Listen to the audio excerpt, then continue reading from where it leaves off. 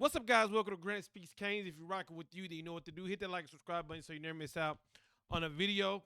I am going to watch this interview of Mario Cristobal. He's doing an interview after it is announced that Miami will be in the playoffs. Y'all see the little background. It's about 16 minutes long. I will be pausing, giving my input if I feel like I want to say something. If you don't want to hear all that, I will put the link in the description. But with that said, let's see what Mario Cristobal has to say. And our football program, and we've got head coach Mario Cristobal here. We'll start with an opening statement from Mario, and then we'll go into questions. Coach, the floor is yours. Yeah, thank you for joining us this afternoon, guys. Obviously, very appreciate the opportunity, and certainly grateful to the CFP committee for recognizing the Miami Hurricanes and how we've earned our opportunity. And certainly, all systems go full throttle in preparation for this opportunity against an excellent Texas A&M team. So that being said, questions, please. Thanks, Coach. We'll start with Jordan McPherson. Jordan, go ahead. Yeah, hey Mario, two questions. First off, just what was the team's reaction when you guys finally did see your name slide into the playoffs after a few weeks of uncertainty? Well, we've been communicating via phone, FaceTime, text messaging, or whatnot. We did not have a team meeting today. Our meeting is tomorrow morning as we begin preparations. But because we had worked the entire week, and this is typically a day off in their work week, so we kept the schedule as is. But you could tell by the tone of their message was, hey, let's get to work. Obviously, extremely happy, extremely grateful for the opportunity, but very driven to get to the task at hand. And then I think that was smart by Mario. We don't need all the cameras in our players' faces while they're reacting, just in case something went south. But also, I think one of the biggest things that teams are trying to figure out about the playoff is how do you keep your team on a routine, because, there's going to be different things that pop up. And now that you're in playoff mode, how can you keep things somewhat the same? So give them an off day today, because they always have that off day. They communicated with them through text messages or whatever. And then, hey, tomorrow we go back to work. And I'm sure making the playoffs, anybody who has bumps and bruises, who are tired, boy, that's like, you just get some energy going. So just for the next week and a half, 2 weeks up until the game, just what are the next 2 weeks going to look like from a practice standpoint in terms of getting guys healthy and also balancing when you're going to start going full force and all of that? No, we'll begin normal preparations as you would 2 weeks out from, let's say, when you're in camp 2 weeks out, or when you're on a bye week 2 weeks out. So it doesn't change. You certainly, you have the opportunity to put together 2 full game weeks without the game on the first week. So that saves you maybe some of the physical, things that you are exposed to. But all in all, from a preparation standpoint, you will be able to maximize the right number of practices. Next, we'll go to Tim Reynolds. Tim, go ahead. Thanks, Carter. Hi, Mario. How obviously you wanted to get in for all the obvious reasons. It goes without saying. The fact that kids like Carson, Akeem, some of the kids are going to look at going early in the draft, I'm sure. The fact that they get to end their college chapters on the field, how important just was that element to you? I mean, it's always the goal, right? I mean, when we first arrived here, that was always placed as, priority. So guys like that, like you mentioned, that have been here with us from the beginning, guys that joined us as of late too. So really for everybody, for our entire program, every coach, every administrator, anybody involved with the University of Miami, it's awesome. It's why you do it, to give yourselves a chance, an opportunity to play for a national championship. And then for us is making sure we focus on 1-0. So, but yeah, to those guys, it means everything to them. They got to jump on film nice and early within minutes of the announcement. So as you would expect, so just an awesome moment for them. I look at some of our guys' stories. Akeem could have went to the NFL draft. decide to come back, not only improve his draft stock, he gets to play in the college football playoff. Carson Beck, again, I said this a couple videos ago. I don't hear people talking about Carson Beck. They only bring him up when he throws interceptions. But when he does do that, they're all over him. So it's good to see he gets to go to the playoffs. Ruben Bain, CC, those guys was some of the first guys who believed that Mario could build this program up. It would have been a travesty not seeing that those guys that was in that first class, Coop, Moulton, some of the guys from the first couple years of Mario who went through some of the tough losses. Man, I'm glad that they get to play the playoff game. So I'm very excited for some of the players' stories, some of the players who trust Mario, who trust the program. And like he said, I think it's a big deal to the recruiting staff, to the nutrition staff, because I honestly believe that, yeah, Mario has done a good job, but Mario really he changed the expectations around. And you can't change your life situation. You can't change a football situation without making drastic changes, which means maybe longer work hours, maybe, you're being micromanaged a little bit more. Everybody in that building probably had to make changes when Mario came in. And this is one of the benefits of that. It's good that everybody from the players to the staff gets to see that, hey, those changes you've been making, it pays off in this first round playoff or playoffs. Next, we'll go to Adam Lichtenstein. Adam, go ahead. Hi, Mario. First off, congrats. Second, my first question is, you mentioned guys coming back from injuries and stuff. Do you expect Keionte Scott to return for the playoffs? We're not sure. We're very hopeful. We know he's going to be back here in the near future, expected near future. I cannot say exactly, but we do feel like he's trending in the right direction. As it relates to everybody else, we feel really, really good about it. So that's the one guy that we're waiting on. Now, I'll also let you guys know on Twitter, Keionte Scott did put a little emoji, a hand up emoji, after it was announced that Miami would be going to the playoffs. So everybody's getting excited about that. And then you hear Mario say he could. I don't know. When it comes to Mario, unless he says he's playing, I don't believe it. So I really think it's truly going to be a game time decision, or I don't know. I'm expecting it's going to be Bryce Fitzgerald, but trust me, if we get Keionte Scott, oh my goodness, that's going to be a bonus. And then just kind of a bigger picture question. I mean, obviously, you got here 4 years ago. You guys go 5-7, missed the postseason entirely. Come a long way since then. Just what does it mean for the program to be able to get to this next level, this next step?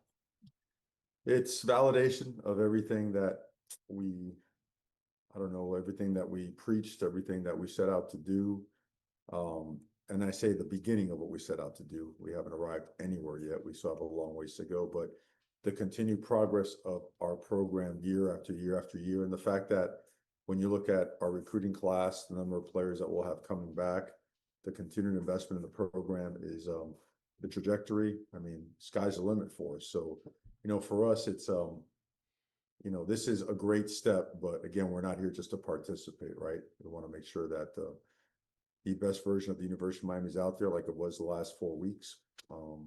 But certainly for our program, progress is always validation, and we don't want to stop that trajectory. And I'll say this, man, Mario, thank you. Thank you for all the work that you and the staff have put in, because you finally gave us something we can say.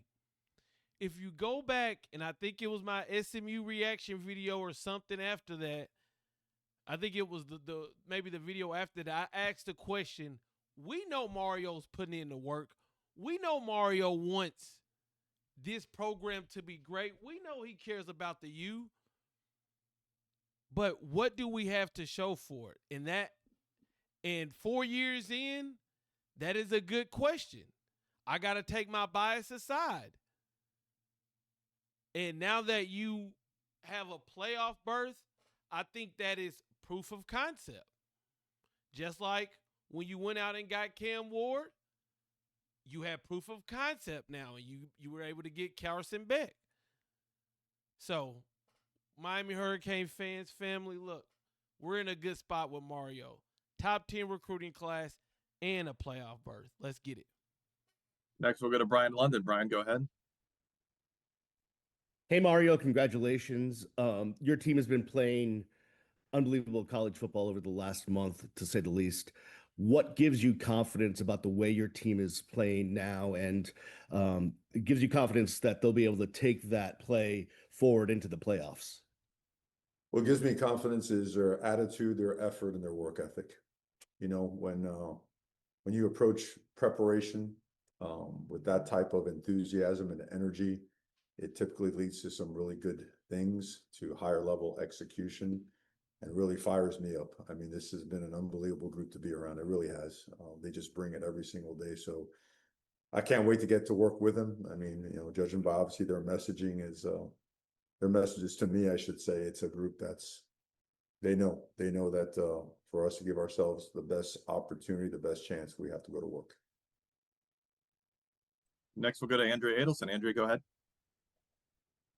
Hey Mario, thanks for doing this.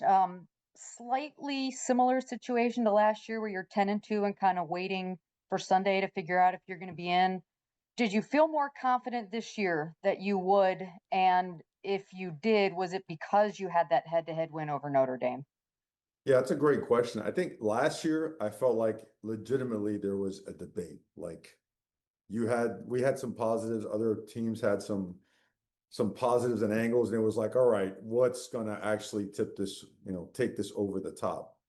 Whereas this year I felt like all the facts should be speaking for us. Like we didn't have to create any kind of angle or posture, anything. I felt it was just a matter of the information repeatedly being placed on the laps of the decision makers, because we always felt it was enough.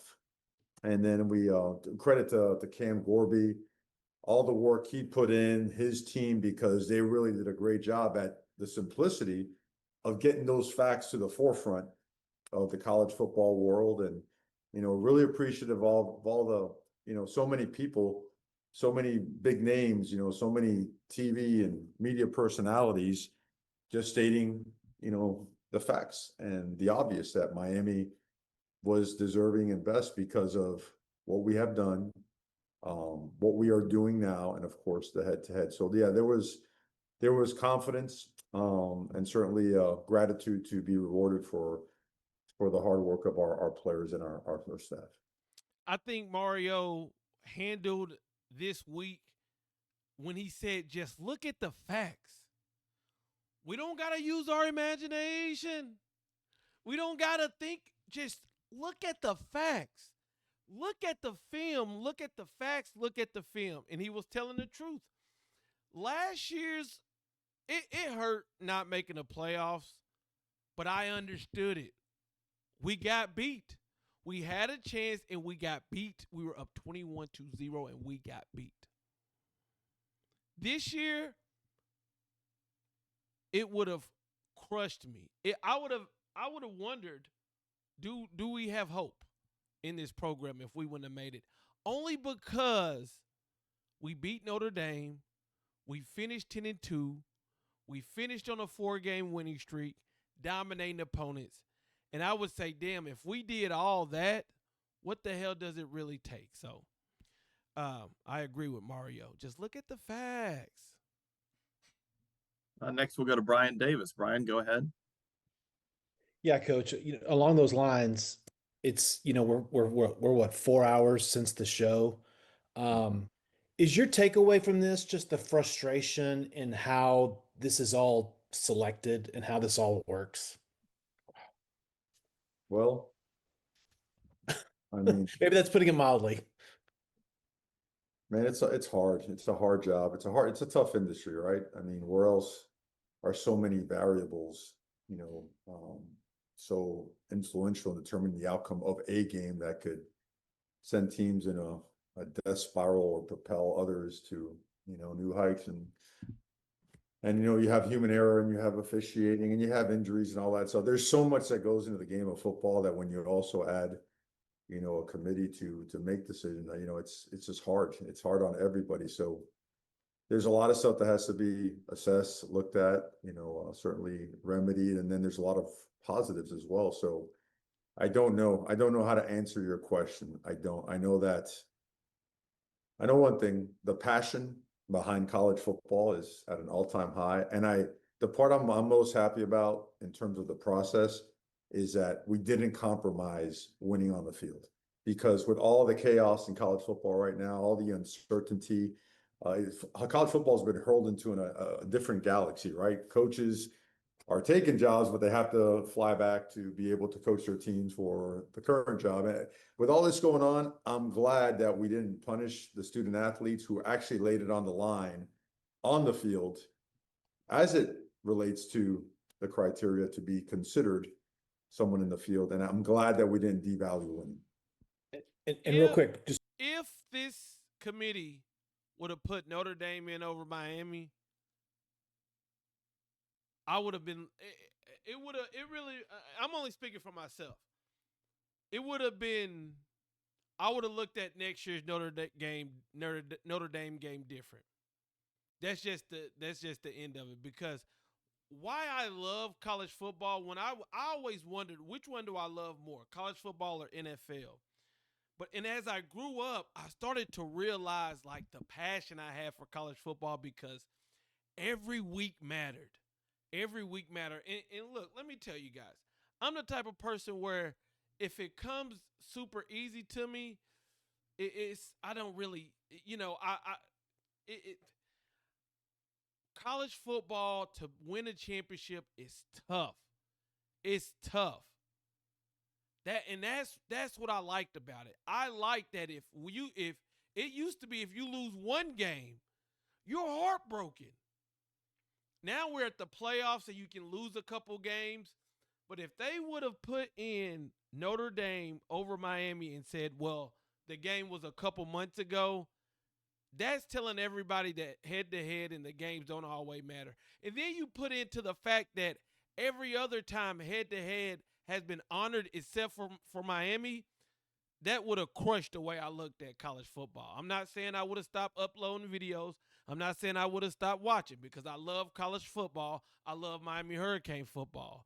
But it definitely would have made you look at the game different. what jumps out at you first when you think of a Mike Elko team? Big, strong, fast, explosive.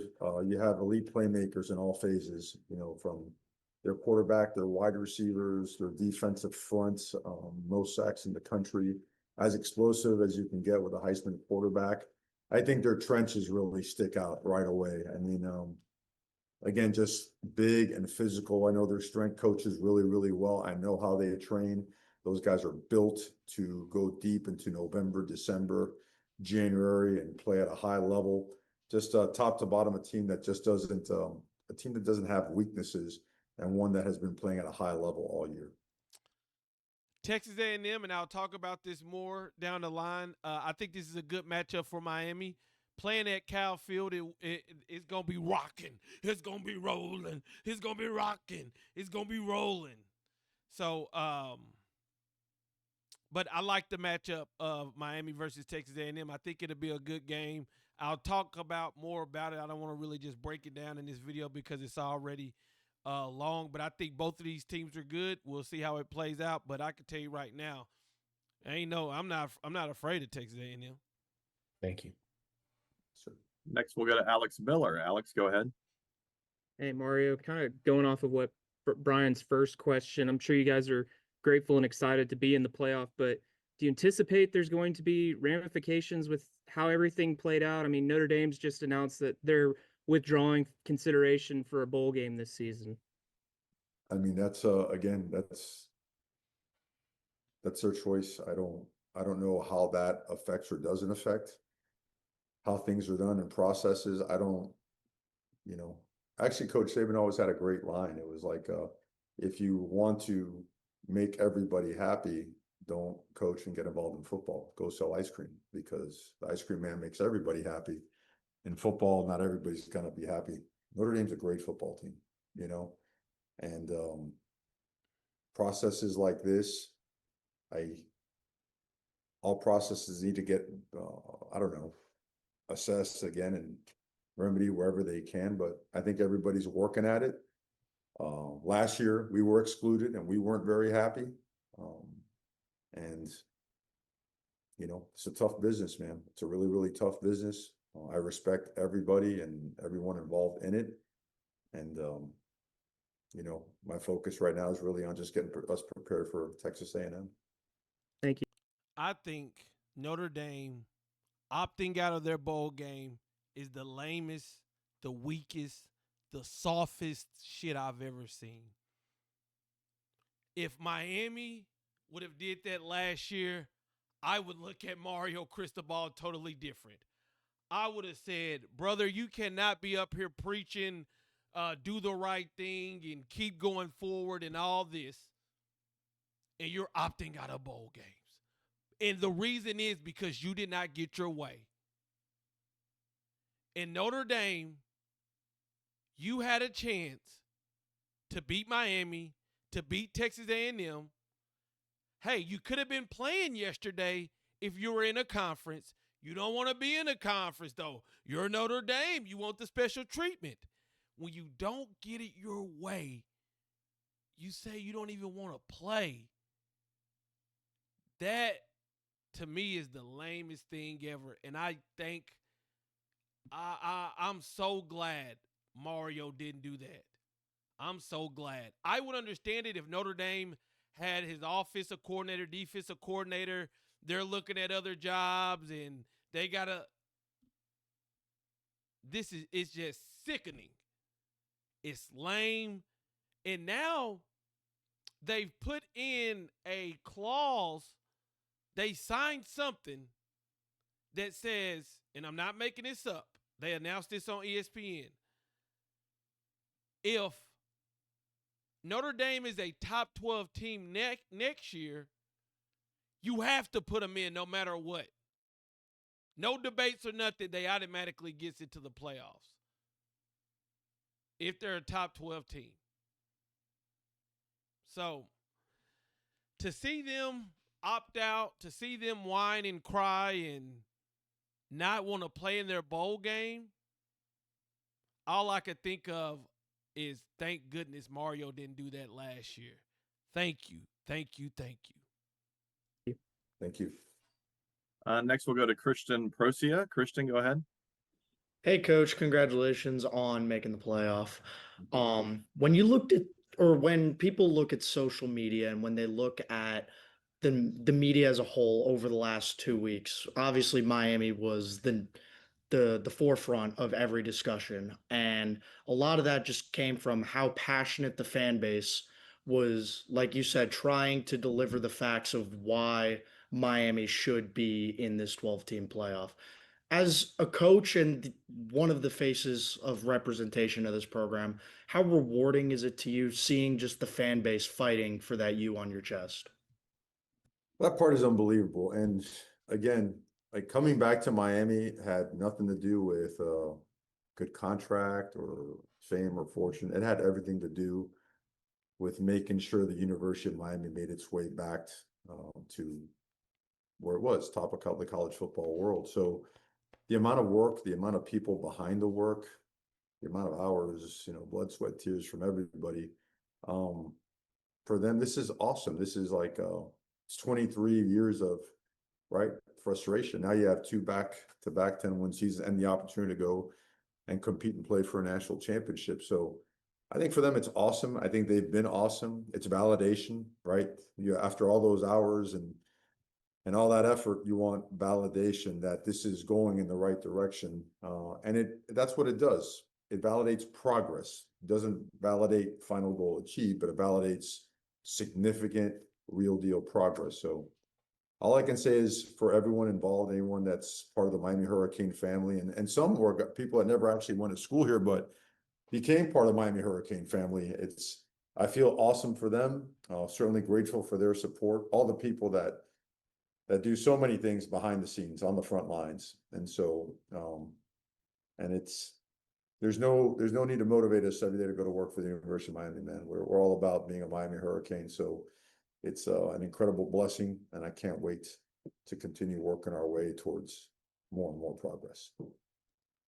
Shout out to us, baby. Hey, Mario said, hey, shout out to you. Shout out to all the fans out there, man.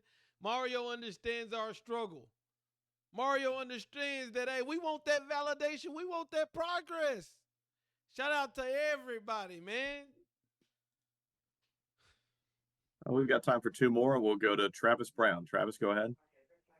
Hi, Mario. I know Mike Elko spent some time in the ACC. Curious your history with him. Do you have a relationship with him, or just any memories of going against him on the football field? Great football coach. Certainly his teams have always played at a high level. He did a great job at Duke, and certainly doing an awesome job at Texas A&M as well. And his teams are physical. They're tough. They're very well coached and disciplined. A lot of respect for Coach Elko. Mike Elko reminds me a lot of Mario Cristobal. And we'll wrap up and go back to Tim Reynolds for one more. Tim, go ahead. Thanks, Carter. Mario, I guess there was you could split hairs on whether Ole Miss should have been 6 or 7 or whatever, but everybody knew who 1 through 8 was. Everybody knew Tulane and James Madison were 11 and 12. Obviously, it came down to 9 and 10. When you saw Alabama at 9, can you just take us to the moment of what it's like waiting for 10 to pop up on the screen and what happened in those 5 seconds for you when it actually became real? Yeah, I mean, I got to be honest, I still felt confident. And then, of course, you feel anxiety. No one can't sit here and lie and say you weren't nervous, because you just, when it's not completely in your hands, those feelings kind of come in a little bit. They creep in. But yeah, when that thing popped on the screen, it was I don't know, like an explosion of gratitude. I don't know if that makes sense. It hits you, man. Another monster step for us, another significant step for us, and it's real. And to see the Miami logo, the U beside the CFP logo, that hit strong. We had about, I don't know, 3 minutes of some high fives and, really just strong, just energy and juice, and right to film work, getting ready for the opponent. So, no, it's awesome, man. It's awesome. And always envision this opportunity for Miami. That's why we got on the plane and came all the way across the country to be back here as part of it. And to see that next step in the process become a reality is an unbelievable feeling, undescribable feeling. So, and now it's time to get to work. Thanks, Coach. Thank you. Great. Thanks, Coach. Congrats again. I'm sure we'll be talking to you between now and December 20th. Okay. Appreciate you guys. Thank you. Go Canes.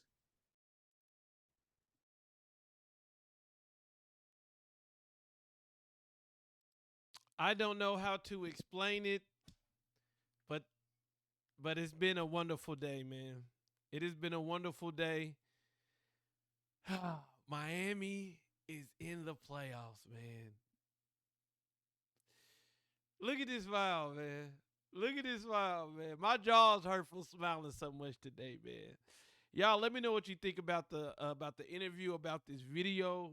How are you feeling right now? I be saying I'm feeling this way. How are y'all feeling? Let me know in the comments. I'm out. Peace.